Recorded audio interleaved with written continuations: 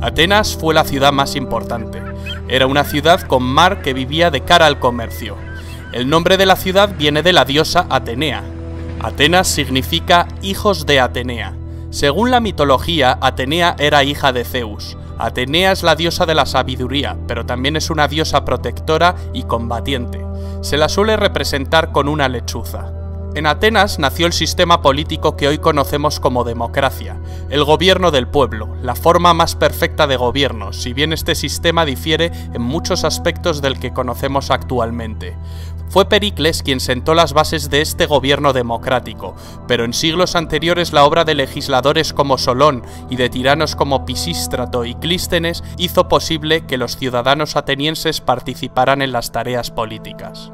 Las ciudades griegas estaban dominadas por una acrópolis, un pequeño recinto sagrado en lo alto de una colina. La Acrópolis de Atenas albergaba el tesoro de la ciudad y diversos templos para ritos religiosos y altares para ofrendas. La diosa Atenea era la patrona y protectora de la ciudad. Era honrada en el Partenón. El Partenón de Atenas fue mandado reconstruir por Pericles, pues los persas arrasaron con la antigua Acrópolis en la Segunda Guerra Médica. Fue realizado como agradecimiento de la ciudad a los dioses por su victoria definitiva. Los arquitectos fueron Ictinos y Calícrates, que estuvieron a las órdenes del gran arquitecto y escultor ateniense Fidias, autor de la decoración escultórica y de la gran estatua crisoelefantina de la diosa Atenea Partenos, que cada año era agasajada con ofrendas. Un ejemplo es la procesión panatenaica. Esta procesión atravesaba la ciudad. Comenzaba en el Ágora y ascendía hasta la Acrópolis durante el Festival de las Panateneas, en el que se ofrecía un vestido llamado peplo a Atenea. El Ágora de Atenas era el centro de la actividad política, administrativa, comercial y social. Aparte de las Acrópolis, había otro tipo de recintos sagrados. Estos eran los santuarios. Un santuario era un recinto panhelénico, por lo tanto su financiación, a diferencia de las Acrópolis, dependía de todo el mundo griego. El santuario de Delfos era el más importante del mundo. Estaba dedicado al dios Apolo. En él se hallaba el oráculo. El oráculo de Apolo en Delfos se convirtió en toda una institución en Grecia. Cuando se consultaba, una sacerdotisa llamada Pitonisa entraba en trance y pronunciaba palabras inconexas que un sacerdote daba después coherencia en forma de proverbios.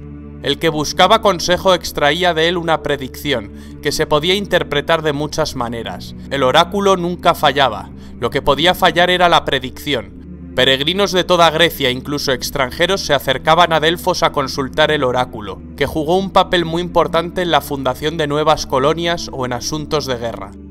Otro santuario muy famoso es el santuario situado en Olimpia.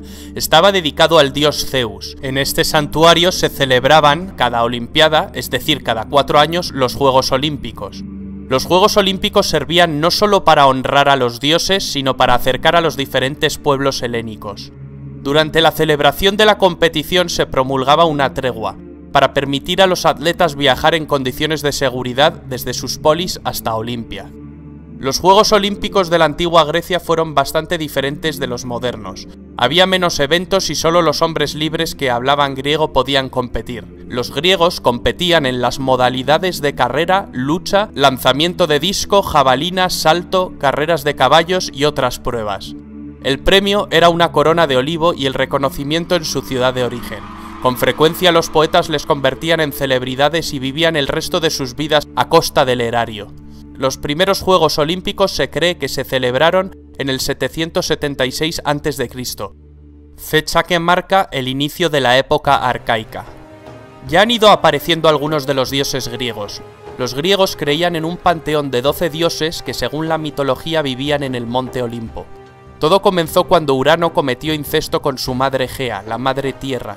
De este incesto surgieron primero los cíclopes y después los titanes. De los titanes surgen los dioses. Para entender las intrincadas relaciones entre titanes, dioses, hombres, semidioses, etc., os aconsejamos ver el vídeo de mitología griega y romana publicado en este canal. Al final del vídeo encontraréis el enlace. Estas leyendas y mitos son la base fundacional de la cultura griega. Las aventuras de los dioses se narran, entre otras fuentes, en la Teogonía de Hesíodo y en las epopeyas del poeta Homero, la Ilíada y la Odisea. La Ilíada relata la destrucción de Troya. Una confederación de aqueos entre los que se encuentran Ulises y Aquiles parten camino de Troya, pues el príncipe troyano Paris había secuestrado a la bella Helena de Esparta. Durante 10 años los griegos sitiaron la ciudad. Héctor de Troya, hermano de Paris, desencadena la cólera de Aquiles tras matar a su querido amigo Patroclo. Aquiles acaba dando muerte a Héctor. La suerte de la batalla cambió cuando Ulises urde un plan muy eficaz: construir un gran caballo de madera escondiendo a sus mejores guerreros en su interior. Los troyanos, al creer que se trata de una ofrenda, introducen el caballo dentro de sus murallas. Gran error. Finalmente Troya cae. En la Odisea, Ulises, también conocido como Odiseo, tras batallar en la guerra de Troya, regresa a Ítaca, su casa. En la Odisea se narra un duro camino de vuelta lleno de peligrosas aventuras. La fecha de composición de la Ilíada y la Odisea es controvertida. La opinión mayoritaria la sitúa en la segunda mitad del siglo VIII a.C. Hay incluso quien discute su autoría. Incluso se pensó que Troya nunca existió hasta su descubrimiento en el siglo XIX por Heinrich Schliemann. Los sucesos acaecidos en Troya, sin embargo, se remontan mucho antes que Homero. Se remontan al principio de la Edad Oscura. Parece pues que los poemas homéricos son el producto de una tradición oral, transmitida a través de generaciones. Con la legendaria Troya comienza pues la historia de Grecia. Los griegos también produjeron grandes obras de teatro, donde se construía todo un mundo artificial para representar la vida humana. Esquilo, Sófocles, Eurípides crearon grandes tragedias. Estos autores son de la época clásica, la época de la antigua Grecia más esplendorosa.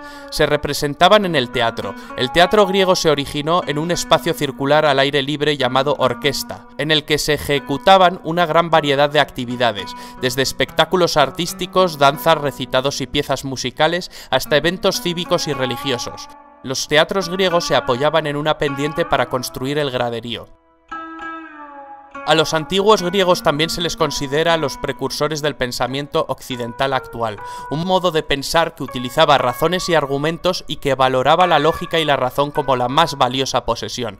Para entender la filosofía griega hay que conocer la filosofía de 3 figuras que han determinado el pensamiento occidental hasta nuestros días: Sócrates, Platón y Aristóteles. Sócrates vivió toda la época de Pericles. A los discípulos anteriores a él se les denomina presocráticos, como el matemático Pitágoras. El discípulo de Sócrates fue Platón, y el discípulo de Platón fue Aristóteles. Aristóteles asistió al ascenso de Macedonia y fue el preceptor de Alejandro Magno. La armonía de las proporciones y la representación de la figura humana fueron los elementos centrales en el arte helénico. Para estudiar el arte griego es importante distinguir entre época arcaica, clásica y helenística. Los edificios más destacables son los templos religiosos como el Partenón, que se ajustaban a determinadas proporciones. Podían ser de uno de los 3 estilos u órdenes principales: dórico, jónico o corintio. La escultura es otro ejemplo de belleza y proporciones. Sus autores más importantes fueron Fidias, autor de la obra escultórica del Partenón; Praxíteles, autor del Hermes de Olimpia, con su famosa curva praxiteliana; Mirón, autor del famoso Discóbolo; y Policleto, quien también escribió un tratado llamado Canon, y es autor del Doríforo, su escultura más destacada. Aunque en el arte griego no hay muchas muestras de pintura, sí hay muestras de cerámica, donde se reflejaban las epopeyas literarias y su vida cotidiana.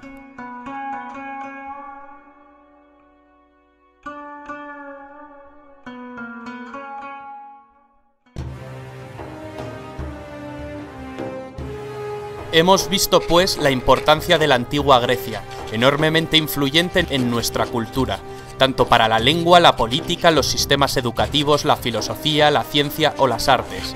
También la cultura griega y por extensión la romana tuvo un importante auge en periodos como el renacentista o el neoclásico.